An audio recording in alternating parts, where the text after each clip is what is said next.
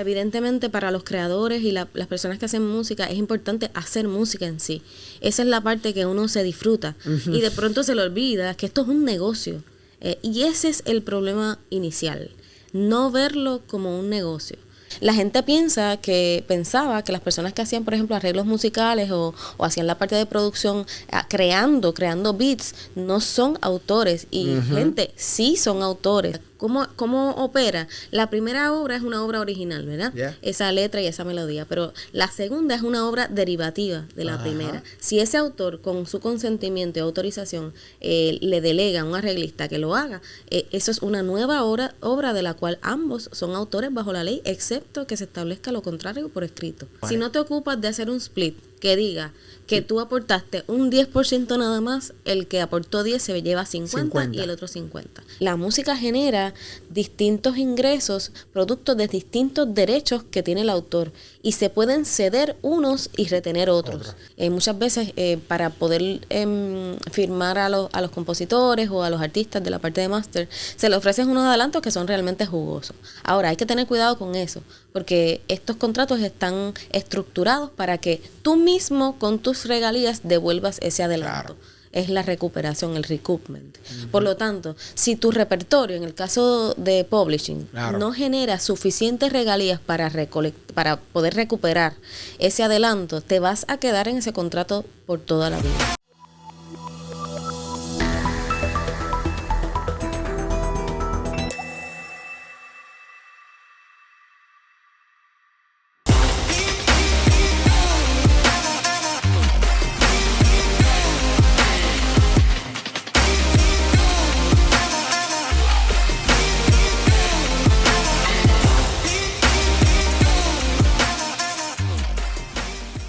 Saludos mi gente, bienvenidos a un nuevo episodio de El Negocio del Entretenimiento Podcast.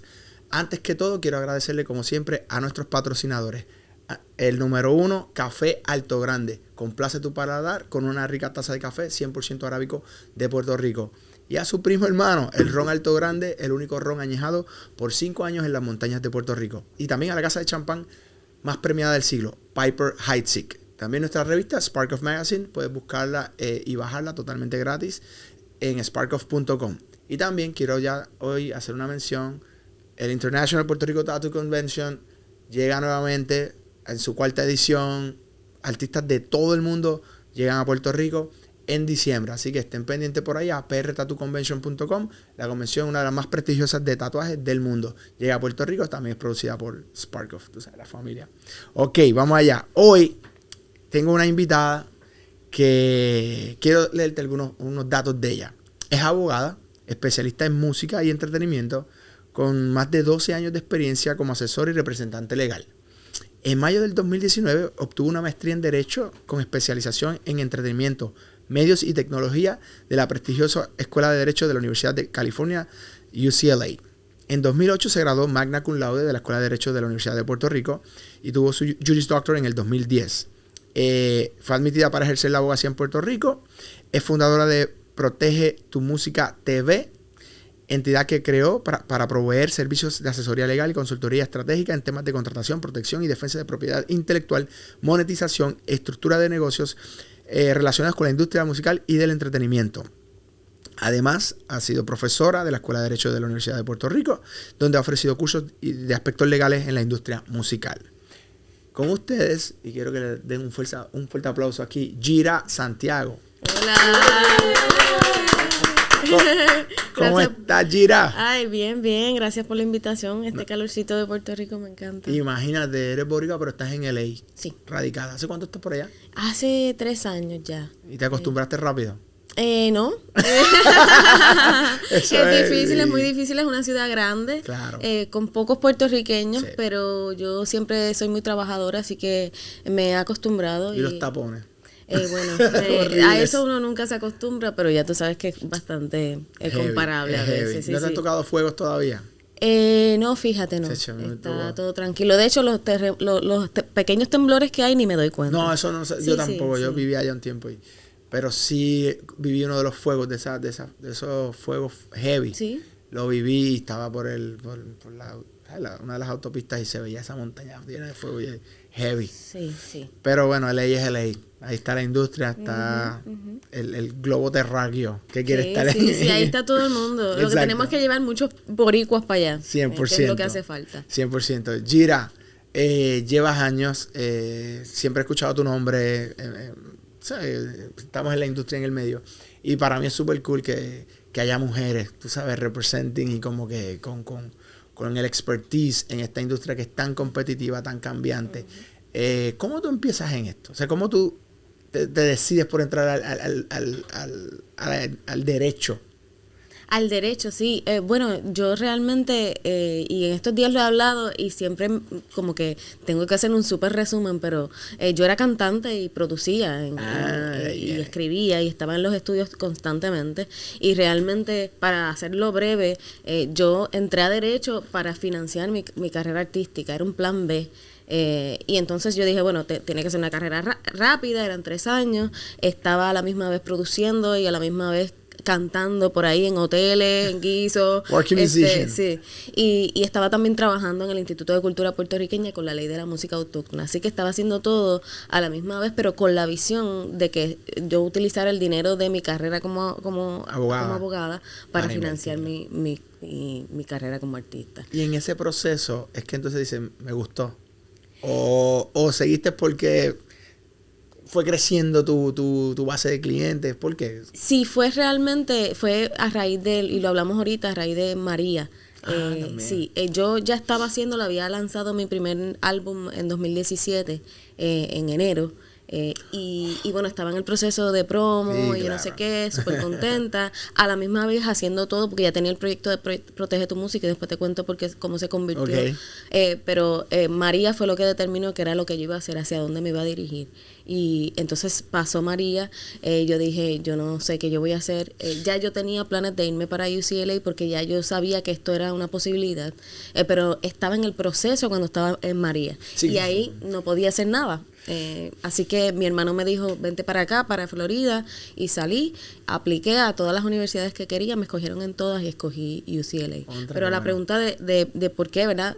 Esto obviamente está en mí. Claro. Yo soy músico, escribo y entiendo el proceso por el que tiene que pasar una persona, no solo desde el punto de vista de producción, con los productores, que si esto, que si no me envía los files, que todo eso, pero también lo que uno tiene que pasar como persona en la industria de la música es difícil en el proceso de buscar tu equipo de trabajo, claro. Pero también como mujer, que es lo que estábamos hablando esta semana, que nos reseñaron por ahí, hablando sobre las dificultades que tenemos. Pero entonces eso me ha ayudado en este proyecto de Protege tu Música a poderle brindar a mis clientes una perspectiva muy de adentro, muy de dentro de la industria, y entender cuál es la posición que los artistas tienen, y poder resolver algunos problemas que yo había venido identificando. Eso está bien interesante porque el approach es totalmente distinto a un abogado que viene solamente con su base de derecho. Tú eres músico, entiendes lo que está pasando ese talento, entiendes lo que pasa ese productor, ese compositor. Los aspectos legales en la industria es un mundo gigantesco. En la música hay varios contratos que son como los principales, por decirlo así. Y quiero hablar contigo de eso, de tu expertise, brevemente. Y tal vez tú coger tu take en cómo ha ido evolucionando. Por ejemplo, vamos a hablar primero por los Master Recording Agreements, o los contratos discográficos, vamos a ponerlo de esta manera, los contratos discográficos. ¿Cómo tú estás viendo ahora mismo, cuando todo el mundo puede producir su propio masters, tienes tantas herramientas para distribuir tu propio contenido, para que se colecte tus regalías de mecánicas, de ejecución, que todo lo tienes como más accesible? Antes era controlado por estos mayors. ¿Cómo tú ves esta evolución? ¿Tú entiendes que va a seguir creciendo? ¿Cuál crees que son los challenges más grandes que tienen estos jóvenes talentos con toda esta tecnología? ¿Cuáles son los pros y los cons? Ok, bueno, es una pregunta bien compleja, pero Pero empezamos por la parte de lo que es la relación que hay entre el artista y estos grandes conglomerados de compañías que controlan no solo financieramente, sino también el contenido. Claro. ¿No? Determinan, establecían un filtro de lo que a la gente le iba a gustar y lo que no. Eso es algo muy positivo Claro. para los artistas y obviamente les permite establecer un control de su música. Ahora, eso lo trasladamos a lo que es la contratación, ¿no?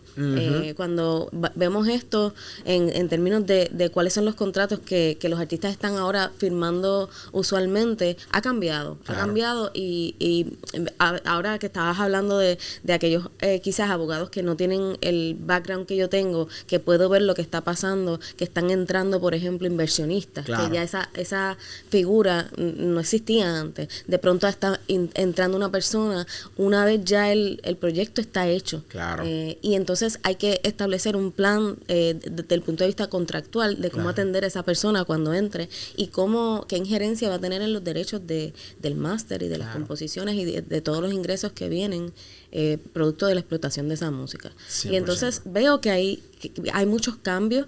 Yo personalmente hago contratos customized. Yo hago contratos específicamente para cada proyecto porque yo no tengo un contrato que sea igual. Claro, porque hay circunstancias en las que quizás por la relación que se tiene con el equipo de trabajo, sea inversionistas, sea manejadores, o sea una persona que simplemente quiere estar en el proyecto, muchas veces quizás se establecen unos parámetros que no necesariamente corresponden a lo que es usualmente estándar en la industria. Y entonces lo incluimos porque realmente es que la industria está cambiando. 100%. Y ya hay que empezar nosotros los abogados a responder ese cambio desde el punto de vista contractual. Y bueno, a mí me parece estupendo porque yendo a la próxima parte de la pregunta de que cómo eso le permite al artista tener control, pues sí, le permite tener mucho control. Yo diría que los artistas lo que están haciendo ahora es simplemente creando su contenido, creando su música y alrededor de esa música otro tipo de contenido que no existía antes, que todo lo que tiene que ver con su personalidad, con su name and likeness, claro. que también pueden utilizarlos para que otras marcas vengan claro. a sus proyectos y de alguna forma haya otros ingresos que no estaban contemplados inicialmente. Pero a mí me parece estupendo. Claro. Sí, sí. No, y con todos estos cambios tecnológicos que permiten la democratización de todo ese contenido, como estabas mencionando, ¿cuál es tu opinión respecto a tener la relación persona a persona, como era más tradicional? Y todavía muchas compañías lo tienen así, entiéndase, los PROs que tienen estas personas, tienen oficinas en todos los territorios, versus, digamos, empresas más digitales que tú subes tu contenido y wish que ellos van a colectar. ¿Cuál es tu opinión en cuanto a eso? ¿Prefieres tú que tus clientes tengan relación con estas personas, que tú puedas coger el teléfono y llamar a alguien, o que simplemente suban y que los algoritmos y que todo se colecte orgánicamente? ¿Cuál es tu opinión en cuanto a eso? Precisamente, si estamos hablando de regalías específicamente, por ejemplo, el enfoque de mi compañía es precisamente esa relación personal entre el artista y la gente que trabaja para él y las entidades que lo apoyan, ¿no? Claro. En este caso puede ser los PROs, pero puede ser otras compañías que, por ejemplo, proveen servicios de administración, de catálogos, etcétera. Como está ahora organizada la industria, es imposible que podamos hacer un proyecto exitoso sin tener ese tipo de relación, porque todo realmente a través de todas estas entidades como ASCAP, BMI, Sound Exchange, hay que estar constantemente pendiente a que ese repertorio esté registrado, o sea, que todo esté en orden y que el artista sepa de dónde es que está entrando el dinero, a quién hay que pagarle. O sea, es imposible en este momento de la industria que podamos hacerlo automático. Ahora, hay que hacer un análisis de qué tipo de servicio que de estas compañías que tú subes tu música, que te colectan regalías como de administración, te cobran un porcentaje. Hay que hacer un análisis de si en ese momento tú estás generando suficiente dinero para que a ti te quiten un 10% de una compañía que está haciendo algo que tú puedes hacer, ¿no?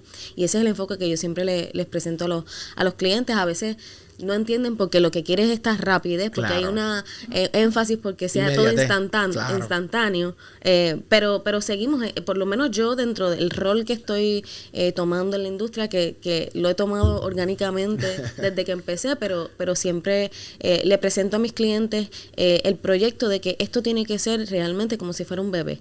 Tú tienes que tratarlo así, mantenerlo, que crezca, y no puede ser que lo dejemos ahí como que, bueno, quizás se están cobrando las regalías, quizás no. Hay que tomar los pasos para hacerlo y asegurarse de que cada persona que tiene derecho sobre esa música, sea del máster o sea de la composición, esté cobrando su dinerito. 100%.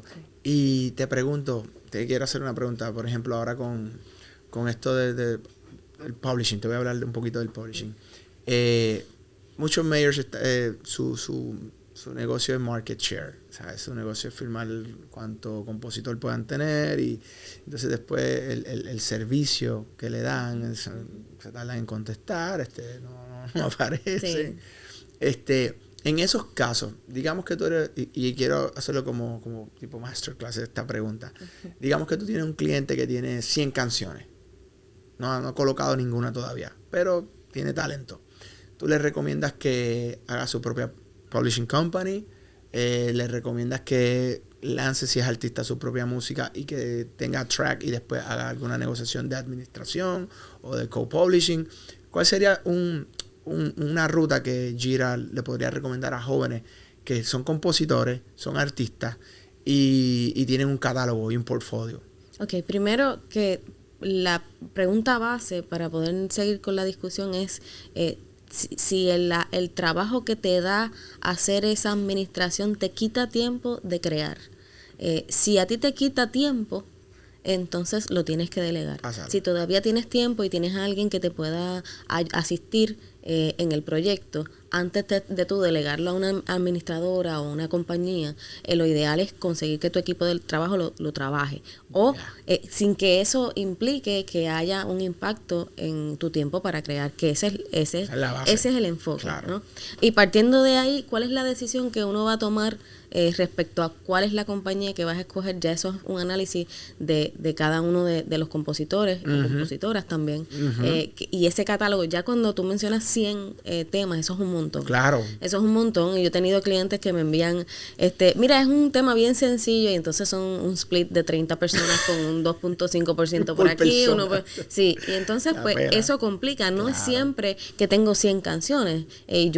Mi compañía también ofrece servicios de administración en este momento. Nice. Ha ido también surgiendo orgánicamente porque clientes de la parte legal tienen issues con sus catálogos, y entonces les cogemos los catálogos, se los registramos, pero hacemos un análisis de cuánto tiempo nos va a tomar, porque imagínate todos los featuring que pueden estar haciendo, que es como se hacen ahora, y eso está muy bien, que estén colaborando, pero yo creo que esa debe ser la pregunta inicial que se tienen que hacer. Una vez partes de ahí, los acercamientos pueden ser desde el punto de vista, ¿verdad? Estas compañías que lo ofrecen, yo no me inclino a un catálogo de 100 canciones, delegárselo a una compañía que no tenga un servicio personalizado. Yo me inclino a pensar que es mejor una compañía, de muchas que hay por ahí, que son un poco más pequeñas, personalizadas, que te registran manualmente su catálogo, que no es, pueden tener sus procesos automatizados, claro, pero por lo menos que tú sepas que están haciéndolo. Hay muchas compañías, y he visto mucho esto, no voy a mencionar nombres, pero muchas compañías que hay que sí, te registro el catálogo, pero entonces de pronto un año después me llaman, mira, es que yo estoy en esta compañía y no me registran el catálogo. Y entonces, pues, ¿para qué? Entonces le diste un 10%, un 15%. Por nada. Para nada. Porque puede que pasen, y eso voy un poquito al aspecto técnico, hay ciertas entidades que tienen un deadline, claro. hay un periodo en el que tú puedes recolectar regalías retroactivas. La mayoría de los casos es 1 año, 3 años hacia atrás. En el caso de lo que es el Mechanical Licensing Collective, que colecta las regalías mecánicas en Estados Unidos, que se creó hace poco, puede ir hasta 10 años hacia atrás, y eso lo tiene que saber la audiencia, que tienen que registrar sus temas ahí, claro. Abrir sus cuentas en MLC, me pueden llamar si necesitan alguna asistencia. Y ahí en esa, dependiendo de lo que escoja la plataforma, porque esto fue cuando Spotify estaba siendo demandado, pues no pagaban las regalías, claro. Y todo eso se acumuló. dependiendo de lo que la plataforma haya escogido a nivel legal con el MLC, eso depende e impacta cuánto va hacia atrás. O sea que no todas van a ser 10 años hacia atrás, pero es sustancial. Claro. Y yo he tenido clientes que han recuperado miles de dólares del Mechanical Licensing Collective porque llevábamos tiempo sin que no los pagaran. Así que eso es una parte importante, analizarlo. Igualmente con esa entidad, y voy un poquito en línea con lo que estaba discutiendo anteriormente, el MLC cobra el 100% de las regalías y no te cobra ningún porcentaje. ¿Y por qué? ¿Cómo hacen dinero? ¿Es un es non-profit? Es una entidad creada por ley.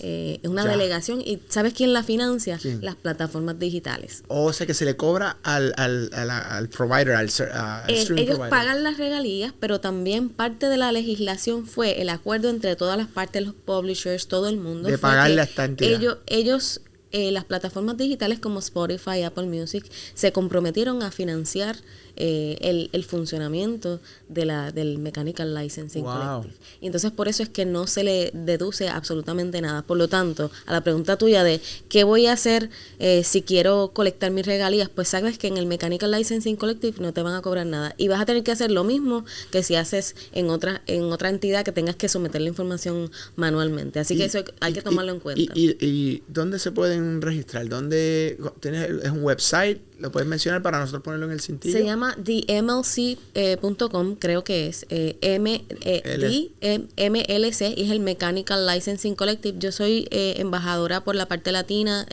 soy la que ofrezco información en español de parte de ellos, porque estoy muy envuelta en el proceso de creación, y pueden encontrar en mi página toda la información. ¿En tu página personal o en la de Protege tu Música? Protege tu Música TV es el canal de YouTube, ahí hay mucha información, pero en mi página de Instagram también hay mucha información sobre... Como Gira Santiago y Protege tu Música. Todo es Protege tu Música. Sí. Protege tu Música, eso está bien interesante. Hay mucho dinero, mucho capital que está ahí uncollected. Y eso, gracias por traerlo. Sí. ¿Eso empezó hace cuánto? ¿En el 2016? Empezó a operar, entiendo que en el 2018. Pero ya había sido, ya había sido aprobada, no recuerdo el año específico. Pero por ahí. Pero hace poco. Fue que se creó, y luego de que se aprobó la ley, entonces en 2018 se aprobó la ley, y luego se implementó, se abrió el Mechanical Licensing Collective, pero eso fue un proceso que se llevó a cabo. Hay una junta que lo lleva, que son escogidos son personas de la industria, publishers, songwriters y distintas personas de la industria que están como velando porque todo esté hecho correctamente. Pero es importante que vayan y abren su cuenta, y si no, pues me contacten y yo les doy el servicio. Súper interesante. Y te hago una pregunta. Ahora que tú mencionas el tema de estas regalías, voy a hablar un momento de las de ejecución, particularmente en el caso de Spotify, porque una de las dudas que más la gente nos pregunta a veces por las redes, como que, ¿cómo yo sé cuánto me paga Spotify? Entonces, quisiera saber si tienes como un breve summary de cómo es que eso funciona para la audiencia, desde el punto de vista legal, ¿no? Que lo pueda explicar, mira, esto es así. Es un tema bien complejo. Claro. Y es difícil decir cuánto te pagan, ¿por qué? Porque la música, yo siempre le digo a mis clientes que no pienses que es solo ejecución pública, es que la música que está sonando en Spotify es una plataforma interactiva, que es donde la gente está eligiendo lo que está escuchando.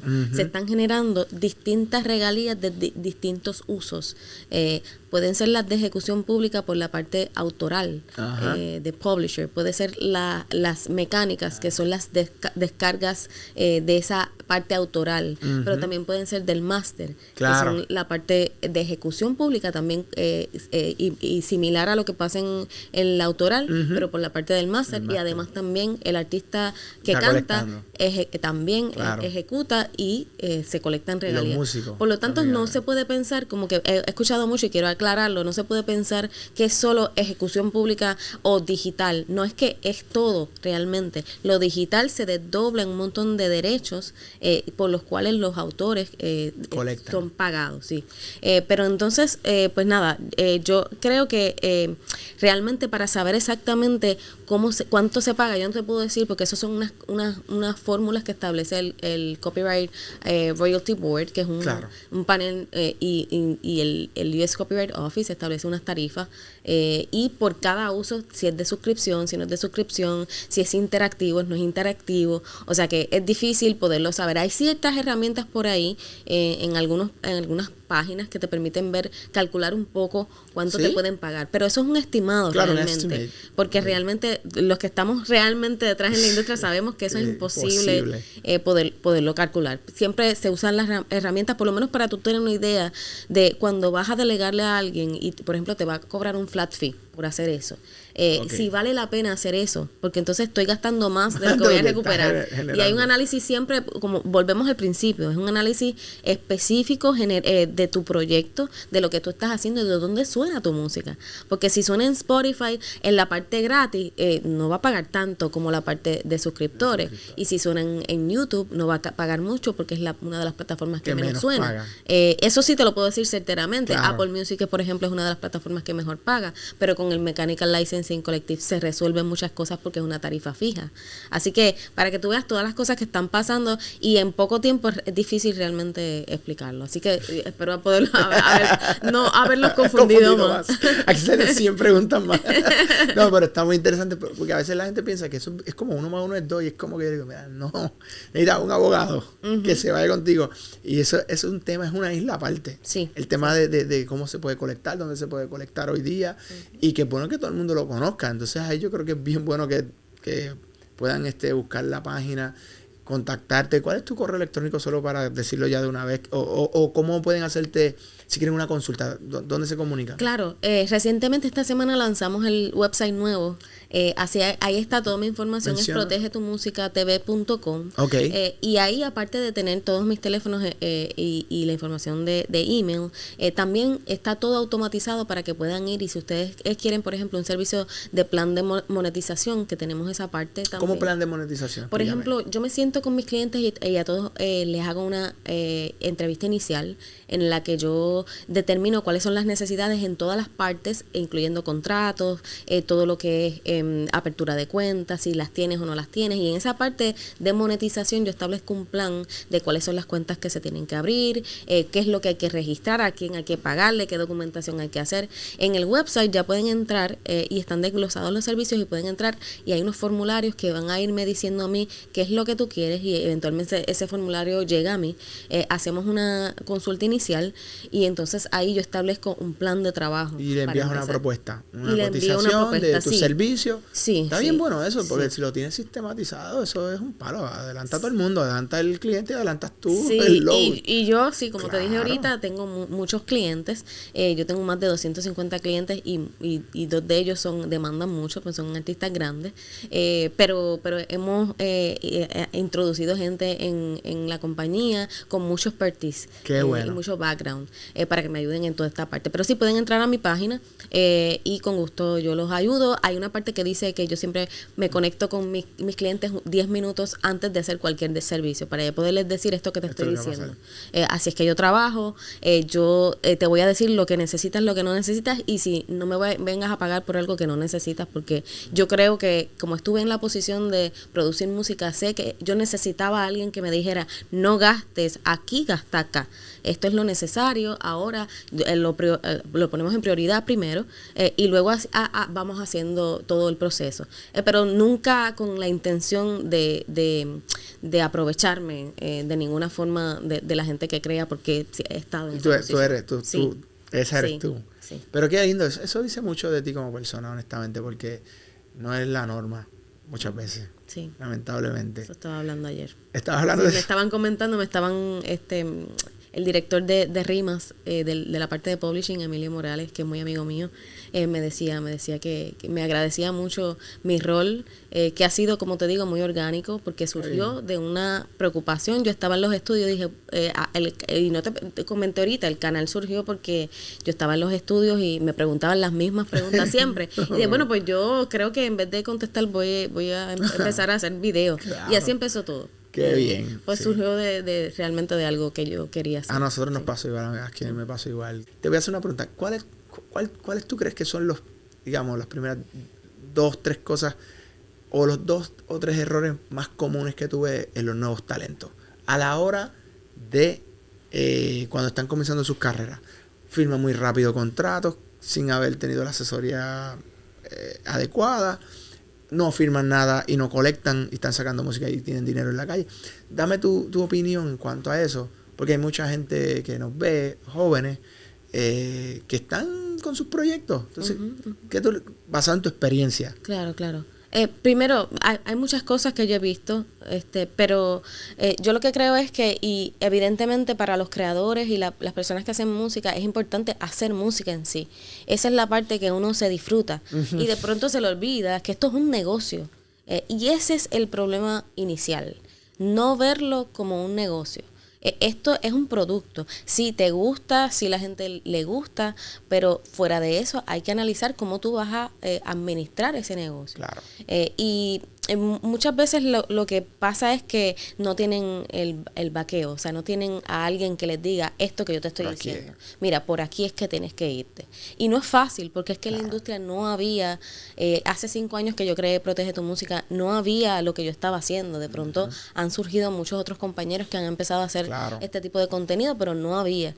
Y entonces eso hay que entenderlo. Además de eso, creo que hay demasiado contenido no curado. Es decir, quizás hay personas que están hablando sobre unos temas que pensamos que están diciendo cosas correctas, parece, pero no. Entonces, ¿qué pasa? Estos muchachos que están empezando van a las redes y de pronto buscan información que no necesariamente es curada y entonces pues se equivocan. Y entonces pues ese camino va hacia en esa dirección que no era necesariamente la que era correcta, con toda la intención que las personas están haciendo, ¿verdad? Contenido y todo, pero mi responsabilidad, por lo menos en mi canal, es que esa información sea lo más certera posible, ¿no? Y algo que es muy importante es también la experiencia con la teoría, porque yo he visto mucho, ¿verdad? También uno está como surfing y hay mucha teoría, pero yo digo, es que sí es la teoría, lo que el libro dice, pero cuando tú vas a la realidad, cambian muchas cosas. Entonces ahí es que yo pienso que el valor que Gira trae a la industria, porque estás haciéndolo, conoces, ya tienes tu preparación, pero estás en la calle. Sí. Y sabes, y estás al día, y esos son otros 20 pesos. Siempre lo digo, así que yo creo que ahí es que tal vez está el edge tuyo. Sí. Y te iba a comentar que fuera de lo que es ese primer error, otra cosa que pasa es que cuáles son los derechos que uno tiene cuando crea, cuando aporta creativamente. Ahora que estamos en esta generación en donde todo el mundo está colaborando, había una pregunta que ahora se ha ido aclarando y precisamente en estos días en las conferencias en las que estuve se aclaró un poco más. La gente pensaba que las personas que hacían, por ejemplo, arreglos musicales o hacían la parte de producción creando beats, no son autores. Y gente, sí son autores. Es como decirle a la Sinfónica que no tienen, o cualquier entidad que hace solo instrumental, que no tiene copyright sobre sus creaciones. Eso no tiene sentido, ¿verdad? Pero antes era al revés. Eso estuve hablándolo con Julio Bagué, precisamente porque antes, cuando estaba en los estudios, era melodía y letra. Lo demás era producción. Pues no eso había copyright. Es todo un mito. Pero ahora, y me estaba diciendo Julio, que qué bueno que lo trae, que con lo urbano como que empezó a cambiar porque empezó con un beat y la melodía, y como que por ahí empezó como que todo el mundo a... Te explico el aspecto técnico de esto. No es que no existía, es que la gente lo entendía de una forma que yo no comprendo. Yo iba por la calle y decía, pero no entiendo por qué no entienden. Pero yo entendí, es que en sus momentos cuando no existía reggaetón, que se hacía la música, Tite Curet Alonso, que escribía la letra, sus melodías, y alguien le hacía el arreglo, era al revés. De ahí partía.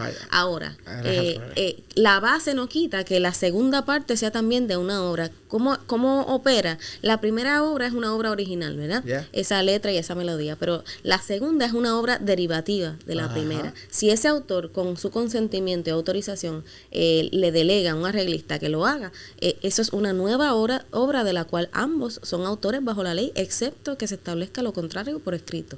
Eso ha sido entre las partes. Entre los autores. Si el Tite Curet, por ejemplo, dice, yo te lo estoy dando, pero yo lo que quiero es un arreglo de Word for Hire, una obra por encargo. Que es como se hacía muchas veces. Sí.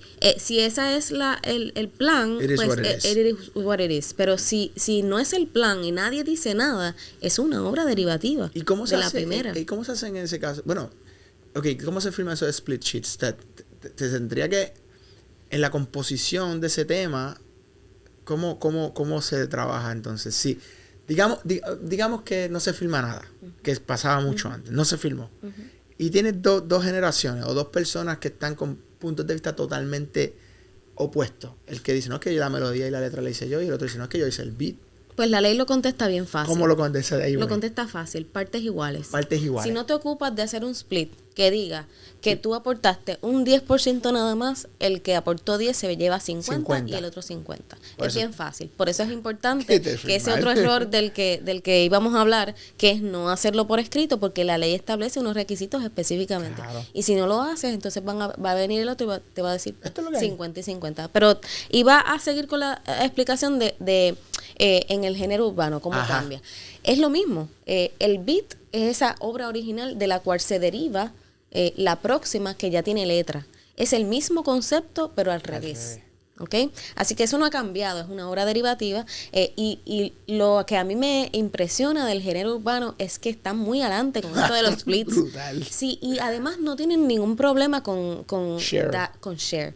Claro. Eso es un problema que hay en ciertos géneros, en donde están muy reacios todavía al hecho de que estas personas que están creando, a veces te crean unos arreglos impresionantes y no les quieres dar de la parte de publishing. Eso es cuestionable. Y por mencionarlo, eso es, pero yo he visto cosas que te piden unos % y no hicieron nada y no fueron al estudio. También de la otra parte. Bueno, y gente que no trabaja en la parte de composición, eso lo vemos. 50. Ahora, cada autor decide quién va a participar de su obra. Claro. O sea, eso es totalmente viable. Si hay una persona que está contigo, un manejador que está contigo y tú le quieres dar un porcentaje. Lo importante es que eso no se hace de la forma de darle un porcentaje como autor, sino si tú le puedes transferir por escrito esa participación, pero lo tienes que poner por su editora. Por ejemplo, eso yo le he explicado anteriormente. No puede ser autor porque no es autor bajo la ley.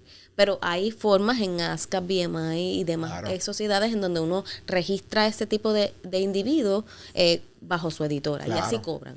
Pero lo importante es estar al tanto de cómo se tiene que hacer correctamente bajo los parámetros de la ley. Muy interesante ese punto, súper interesante. Porque sí, hay mucha gente que dice, mira, yo invierto, pero quiero un pedazo de esa composición. Entonces ahí viene el tema, es autor, pero ya lo está aclarando, no tiene que ser como autor, porque en efecto no fue un autor. Pero mira, nadie se cuestiona que los sellos discográficos grandes se llevan el 100% de los masters y no hacen, o sea, invierten, pero no son los autores. Pusieron el capital y son los dueños del master. Obviamente ellos hacen un acuerdo de obra por encargo, Work for Hire, eso quiere decir que el sello que una vez firme es de ellos y es autor bajo la ley, eso es una de las categorías, pero eso no mucha gente lo cuestiona, ¿verdad que no? Claro. Pues entonces hay gente que adquiere derechos, eso es legítimo, lo que pasa es que hay que hacerlo de una manera ordenada. Sí. Y ahí es que entonces viene el advice de Gira. Sí. Y usted puede hacer las cosas bien, no al garete. Muy interesante ese punto. Te hago una pregunta, el tema ahora de estos chamacos que están o compañías independientes que están rompiendo los rimas de la vida, los Rich Music, todas estas compañías que están saliendo, que son indie, que están haciendo estos contratos de distribución. El tema, digamos, con los adelantos para estas como boutique labels, ¿tú los recomiendas? ¿No los recomiendas? Depende el caso. Gracias, depende. Siempre depende. Okay. Cuando tú escuchas a un abogado decir una contestación tajante, ten cuidado. Ten cuidado. Red flag. Siempre depende. Ahora, en lo que se refiere a los adelantos, en estos meses he estado negociando un contrato que implica eso, en adelantos sustanciales. Muchas veces para poder firmar a los compositores o a los artistas de la parte de máster, se le ofrecen unos adelantos que son realmente jugosos. Ahora, hay que tener cuidado con eso, porque estos contratos están estructurados para que tú mismo con tus regalías devuelvas ese adelanto. Claro. Es la recuperación, el recoupment. Por lo tanto, si tu repertorio, en el caso de publishing, no genera suficientes regalías para para poder recuperar ese adelanto, te vas a quedar en ese contrato por toda la vida.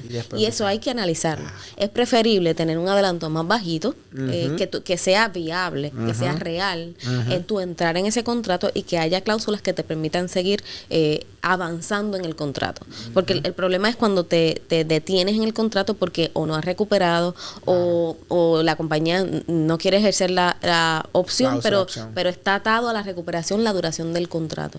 Y eso es muy problemático. Así que muchas veces estos muchachitos que tienen mucho talento se llenan los ojos con adelantos grandísimos, pero hay que hacer un análisis de cuánto está generando realmente tu música y entonces a base de eso establecer cuál va a ser el número que tú vas a aceptar. Puede bajar, yo lo he hecho, puede bajar el número y entonces por otro lado tratar de que el sello o la editora flexibilice un poco el resto de las cláusulas para que tú puedas adelantar un poco en el contrato y que no sea tan fuerte para el artista o el autor. Sí, depende, ¿sabes? Muchos artistas necesitan esa infusión de cash en un momento dado para hacer sus otras cosas que le permiten mover ese catálogo. Pero volvemos, advice. Necesitan advice, proyecciones, know your numbers, know your thing, para que pueda ser eficiente. Este tema de los adelantos, la distribución, lo tengo bien importante. Se tienen que orientar y se tienen que asesorar. Los distribuidores, en este caso, que el servicio que le están proveyendo a los clientes, quería hacer esta pregunta, porque yo personalmente tuve una experiencia con un distribuidor de esto y entonces como que no contestaban y me pasó esto y decía, bueno, tienen un gran nombre, ¿verdad? Y no voy a decir, pero tardan 3 semanas en contestarme. Entonces yo decía, es worth it, ¿sabes? Me hace sentido para mi cliente. Entonces tú como abogada, que tienes que lidiar, tienes que estar compitiendo. ¿Cuántas son? 60,000 canciones lo que dicen que se suben diarias. Imagínate que están distribuyendo, digamos, no sé, el 60-70% de esa cantidad de canciones, estos distribuidores. ¿Cuánto tiempo tienen para atender a los clientes? Yo creo que vamos un poquito hacia atrás siempre. Yo voy un poco hacia atrás hacia lo que es la base. Cuando tú vas a hacer este tipo de negocio con un distribuidor, primero, hay muchas distribuidoras muy baratas que tú puedes subir la música instantáneamente. ¿Verdad? Hay muchas opciones, no hay ninguna diferencia entre muchas veces una y la otra, las mismas plataformas, etcétera. Pero lo importante es evaluar cuál es el servicio adicional a la distribución que me va a dar, el valor añadido de ese servicio de distribución. Si esa compañía me va a otorgar, por ejemplo, playlisting, si me va a dar servicios de promocionarme, de colocarme en algunas playlists y ese servicio personalizado, entonces yo lo escojo. Pero si lo que va a hacer es distribuir, pues eso yo lo puedo hacer en todas las plataformas y subirlo fácilmente. Tienes que tener tu carátula y tu formato en Wave y, o sea, eso se sube fácilmente. Y sube al otro día, de hecho. Pero entonces, si lo vas a hacer con alguien que te está ofreciendo, mira, yo te voy a hacer todo esto, ¿qué más me vas a hacer? ¿Me vas a registrar el tema? ¿Me vas a registrar el máster? También, ¿vas a ir a Sound Exchange y vas a hacer todo esto? ¿O vas a solamente a distribuirme per se? Porque hay también otras distribuidoras que aparte de el servicio de distribución per se, te ofrecen el servicio Pro, que es el servicio de administración de publishing, por el cual te cobran un porcentaje y supuestamente te van a registrar en todas las pros, pero eso es un proceso manual, porque no hay nadie que tenga esto automatizado. O sea, quizás tengan algunos procesos automatizados, pero esto es manual.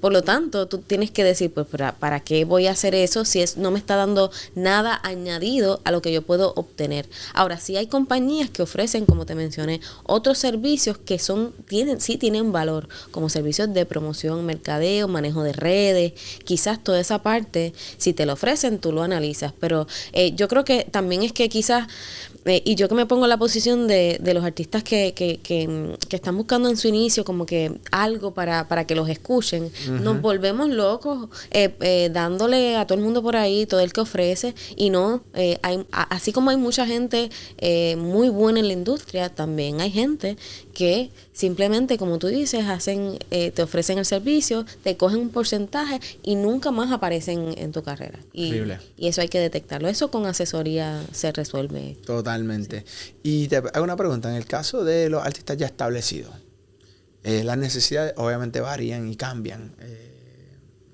respecto a todo. ¿Qué tendencia estás viendo? Por ejemplo, yo desde afuera, ¿no? Estoy viendo mucho de estos fondos de inversión comprando y adquiriendo catálogos. ¿Qué tendencia tú estás viendo con estas personas que tienen portfolio de canciones, que generan dinero, que son artistas establecidos? ¿Qué tú estás viendo que está pasando desde ese punto de vista? ¿Tienes algo que tú ves que es como un trend en este momento en lo latino? Sí, bueno, recientemente han surgido noticias de ventas de catálogo Sí. de muchos artistas latinos y eso hay muchas circunstancias que han llevado hacia eso. Una de ellas es la pandemia y la pérdida de ingresos por la parte de los conciertos. Uh-huh. Así que uno dice, sí, ella a lo mejor Shakira genera un montón de regalías, pero es que ella contaba con que en un año iba a hacer un tour Sí. y eso son un montón de millones de dólares.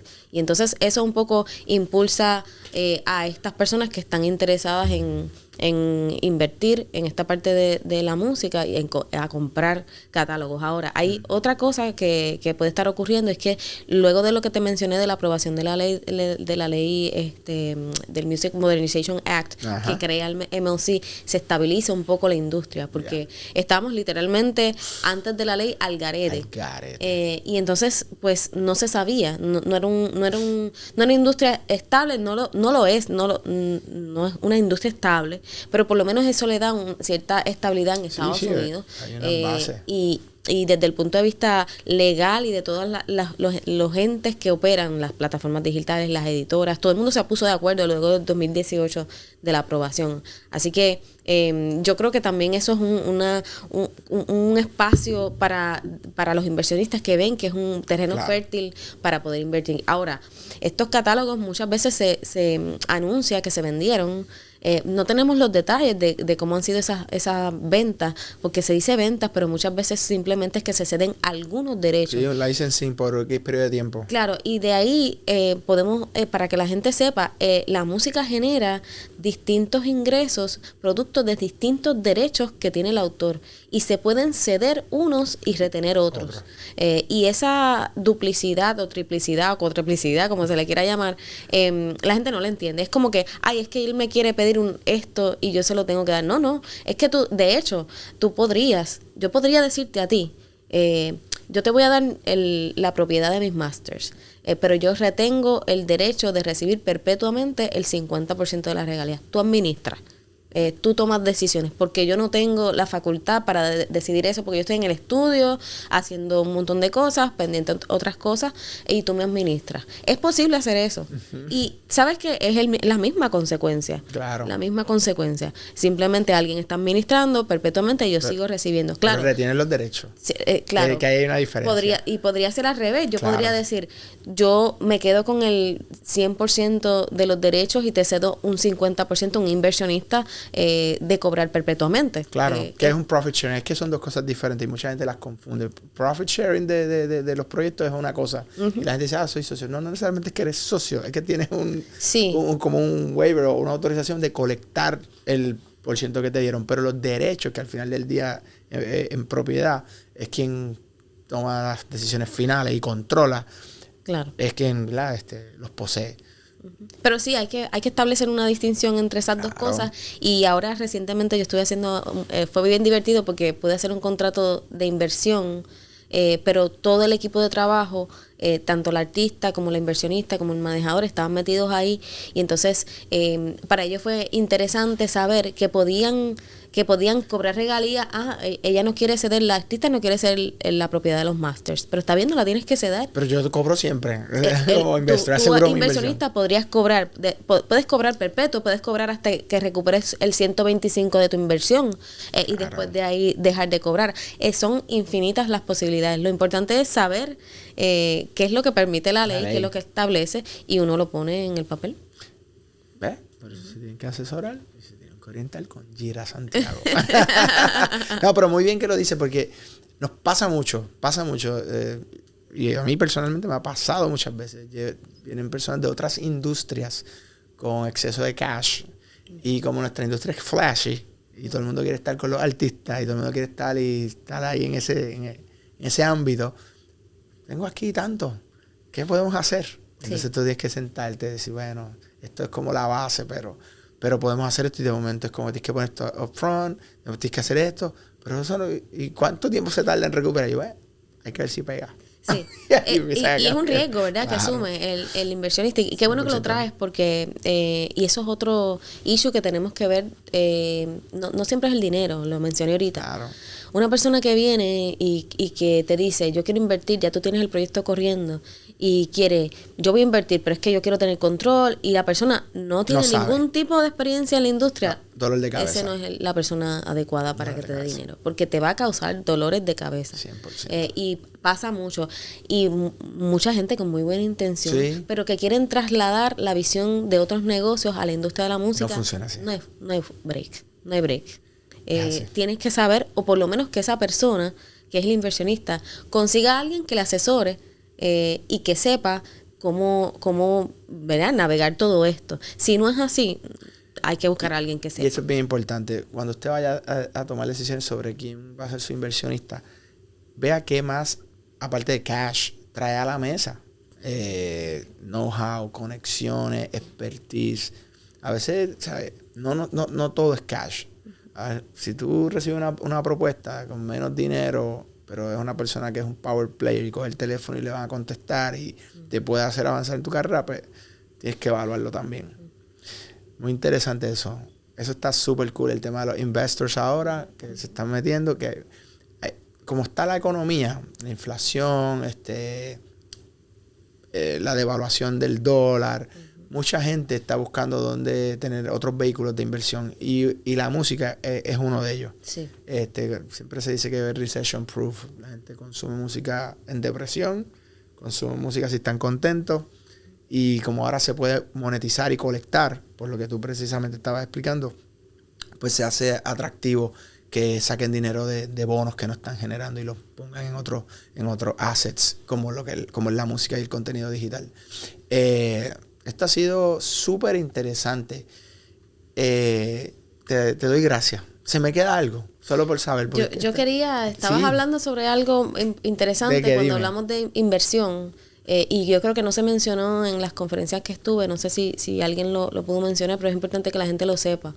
Ahora con el movimiento de lo que son los NFTs y toda esta tecnología que va a traer mucho cambio a la industria musical, hay que tomar en cuenta muchas cosas, no solo desde el punto de vista de transferencia de derechos, que cuáles son los acuerdos que se tienen con esas plataformas que hacen los drops de los NFTs y también el acuerdo que tú tienes con la gente que vende esos NFTs al público en general, sino también hay unas regulaciones del FTC, el Federal Trade Commission. Para que se haga un análisis de si eso constituye una inversión o no y si hay que reportar al FTC lo que tú estás haciendo, porque hay una serie de requisitos que se establecen para determinar si tú estás invirtiendo. Esto es como una venta de valores. Claro. Si se equipara eso y todo lo que tiene que ver con acciones, inversiones, hay que reportarlo a la FTC. Entonces, ese punto, que yo estoy en Los Ángeles y estoy constantemente escuchándolo, no se ha discutido mucho y es peligrosísimo. Para todas aquellas personas que van ahora a entrar en todo lo que es NFTs, es importante que se asesoren antes de hacer cualquier cosa, porque todavía no se han establecido regulaciones que puedan darnos a nosotros una idea de cómo va a responder el gobierno federal sobre esos temas. En temas contributivos, evidentemente, y esto puede conllevar penas como cualquiera fatales, o sea, criminales. Así que esa parte, los inversionistas siempre tienen que estar pendientes de en qué proyecto entran, especialmente en esta parte de los NFTs. Eso es importante que lo busquen. Hay poca información ahora mismo certera, pero en mi canal yo voy a empezar a publicar información para poder proveer la información lo más certera posible para que vayan por el camino correcto y no se busquen problemas con el gobierno federal, que es lo que menos queremos. Nadie quiere bregar con los Cold-Sam. Pero eso es interesante porque, mira, yo le recomiendo a todas las personas, si tú te quieres meter al mundo de las inversiones, acuérdate, hay gente que dice, real estate es la mejor. No, las acciones es lo mejor. Los bonos para que estés seguro. Miren, las inversiones son que te llevan de punto A a punto B, lo que sea, son vehículos. Tú decides cómo viajas. Viajas en helicóptero, va a ir de aquí a Mayagüez, viajas en carro, o si quieres ver Puerto Rico, te vas en bicicleta y para en cuanto chinchorro hay. Esas son las inversiones, es lo mismo, no hay una mejor que la otra. Ahora bien, mi recomendación siempre en eso, le hace los tipos que lo han hecho en la historia los más duros, o sea, John Bogle, Vanguard, Common Sense Investing. Escuchen a los tipos más duros, Warren Buffett, Benjamin Graham, Charlie Munger, Ray Dalio, pónganse a leer. O sea, no cojan consejos tampoco de 4 locos que salen por ahí, que nunca se han dedicado a esto. Hagan su análisis, estudien. Es como tú quieres saber del deporte, de baloncesto, pues uno busca la historia de los deportistas. Uno quiere saber de abogados, pues oye, hay tantos abogados durísimos de la industria que han hecho tantas cosas, pues yo por lo menos hago eso. Pero entonces cuando venimos al tema de las inversiones, el pana tuyo que trabaja en, no sé, en un mall, te está dando consejos y la gente le cree.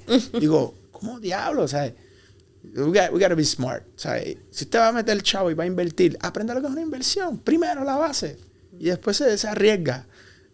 Ese no sé, eso siempre tengo esa... Sí, claro, y es lo mismo, es el mismo principio de lo que se hace en la industria. Tú puedes tener mucho dinero y querer invertir en un sector, pero es que si no lo haces como lo tienes que hacer realmente, porque si tú no sabes cómo es que tú colectas las regalías, cómo generas ingresos y cómo poner eso a correr, vas a perder el dinero a la larga. Es lo mismo en otros sectores, pero en la industria musical hay que empaparse de todos los aspectos técnicos y legales que hay ahí, y entonces y más todavía que eso depende de lo que una audiencia diga. Claro. O sea, porque tú puedes tener un proyecto espectacuque y pensar que el artista es tremendo, pero que a la gente no le guste y que no conecte. Pasa muchísimo. Y eso es, igualmente, hay que asumir esos riesgos. Y las personas que invierten, pues se asumen ese riesgo también. Pero siempre uno minimiza ese riesgo asesorándose. Claro. Eso es lo mínimo. Siempre va a ser, los sellos discográficos, las editoras se arriesgan mucho porque invierten dinero. Claro. Pero también, y otra cosa que con lo que, ¿verdad? Que con lo que los quiero dejar también es que hay muchas veces no se le da valor al tiempo que invierte un artista en crear. Eso tiene valor, no es solo el dinero. Claro. Hay gente poniendo dinero, pero ir al estudio, estar amanecido, el asunto creativo, si no fuera por eso, no existiría la industria. Y entonces los muchachos que están empezando tienen que saber que, la persona me está dando $500,000 para hacer mi proyecto, pero es que yo también estoy poniendo algo. Claro. Y yo también tengo derecho a poder participar de este proyecto que al final del camino no existiría si yo no estuviera. Nada, es como tú, ¿sabes? Te pones $500,000 aquí en la sala en la mesa de tu casa y está ahí. Quien pone a correrle ese dinero es el talento con su equipo. Obviamente tienes que también hacerlo bien. Pero sí hay un valor. Y hay algo que se llama sweat equity. Y hay gente que... O sea, ustedes tienen que entender el valor que tienen. Y esta industria, o sea, los labels, corren, funcionan por nosotros. O sea, nosotros me refiero a los artistas. No yo, sino poniéndome en sus zapatos por el talento.